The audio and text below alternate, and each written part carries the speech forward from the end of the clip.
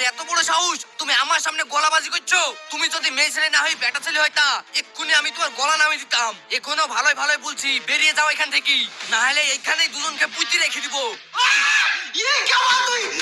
এই সোনালি, চলো এখান থেকে পালিয়ে যাই। মাটিতে পুঁতে দিলে আর করাতে পারবো না, তখন এখান থেকে যাবো কি করি? আমার কিন্তু বিশাল ভয় লাগছে। আমার কিন্তু বিশাল ভয় লাগছে। এই তুমি থামো তো। তুমি যখন বলছো শ্বশুর এই জমি তোমার নামে লিখে দিয়ে গিয়েছে, তাহলে কাগজ দেখাও। কাগজ আমি তোমাকে কেন দেখাতে যাব? তুমি কে? আমি কি? আমি হলাম তোমার এই বড় ভাইয়ের বউ, আমার দেখার অধিকার আছে।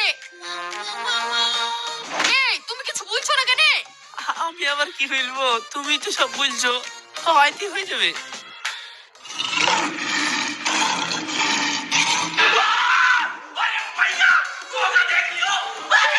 ভাই, ওই জমিতে আমারও ভাগ আছে, তাহলে তুই আমাকে আমার ভাগের জমি বুঝিয়ে দে। তোকে জমি দেবো মানে? দেখবি আমি তোর কি করতে পারি। তোর স্বামী তো চলে গেছে, এবার কি তুই যাবি না মায়ের খাবি? হ্যাঁ হ্যাঁ, চলো চলো চলো, ঝামেলা করে লাভ নাই, ঝামেলা জিনিস ভালো না। ছাড়ো তো, তুমি আমার গায়ে হাত দিতে আসবে না।